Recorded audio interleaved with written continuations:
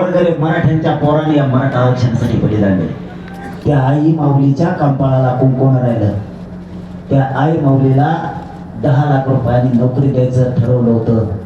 मुख्यमंत्री देवेंद्र फडणवीस साहेबांनी ते पैसे आणि नोकऱ्या रोखून धरल्या. तितका नीच विचार कधीच असू नये माझा. लेकी बाईला काय केलं नाही या राज्यात.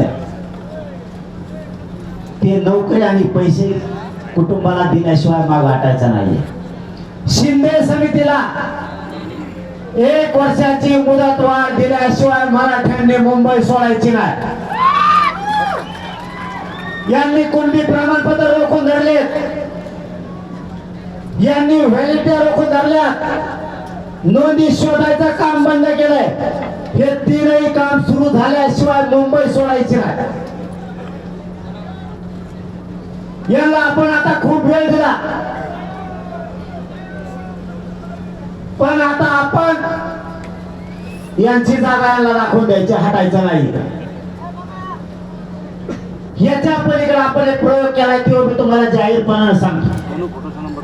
आता इथं लाखो लोक मराठी आले बैठकीला, तरी दिंडीवाले असते तर पहिल्यासारखा नॅशनल हायवे पुरा बंद पडला असता. छत्रपती संभाजीनगर धुळे हायवे पुरा बंद पडला असता. तसा पडला म्हणले कोण म्हणला? शाबरपर्यंत मध्ये शहागडी 9 किलोमीटर. कोण म्हणता लाटले राहिले त्याला मला येऊन बघितलं. तुला कच्चा कळत काही म्हणते तो संपीलं त्याच्या मागे लाटणार राहिली.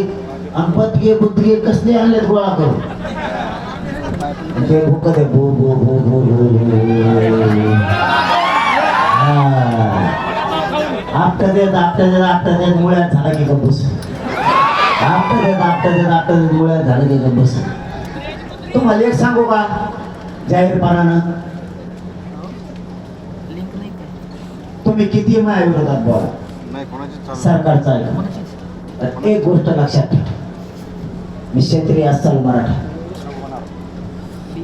एकदा ह्या गोर गरिबाला मला आरक्षण द्यायचंय. 100 पिढ्या यांना उडालं नाही पाहिजे. एकदा आरक्षण मिळून द्या. ज्यांनी बचपच गोतल्या आळ्याने बुळबुळ केली तुमचा हिशोबच पुरा करण्यात आपल्याला. फक्त माझ्या गरिबाचा लेकराचा वाटोळ होऊ नये म्हणून मी अपमान सहन करतोय. तुम्ही नाटक लावले का? तुम्ही मला अवश्य बोला, पण मी तुम्हाला बोललो का? मग तो आम्हाला बोलायचा काय समान? मी मायबाप समाजाला समजेलय, तो आई मायबाप समाजाला समजायला पाहिजे. सुट्टी नाही, जाहीर सांगतोय सुट्टी नाही. तुला वाटलं गप बसला, गप येत नाही. तुझ्याकडे काही शब्द नाही, तुझ्याकडे काही शब्द नाही. माझ्यासारखे शब्द कोणत्याच पुस्तकात नाही. आणि मी जर एकदा बोललो 3 वर्ष तरी सोशल मीडियात पुन्हा येणार नाही. बघतो आपला कच्चा शब्द कसे असतात. त्या टायमाला मी मराठीला सांगून ठेवेल, मी आज अमुक अमुक बोलणार आहे. आपण मोबाईलवर येऊ नये, मला थोडीशी बातचीत करायची आहे. तुम्ही थोडे फोनवर येऊ नका. आणि मग मला धक्का बघा. तुम्हाला ऐकच नाही का अंधारात गपचे पण वाईट वाटलं तर ऐकू नका. परत म्हण नका लय बेकार बोलता.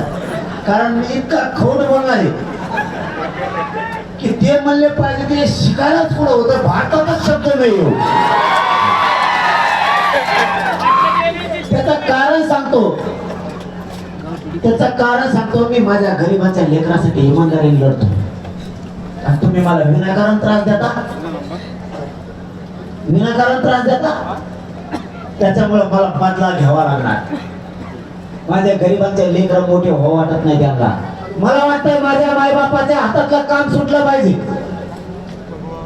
ते कर्जबाजारी होऊ नये ही भूमिका आहे माझी. माझ्या मराठ्यांचे लेकर अधिकारी झाले पाहिजे, डॉक्टर इंजिनियर झाले पाहिजेत, IAS IPS अधिकारी झाले पाहिजे.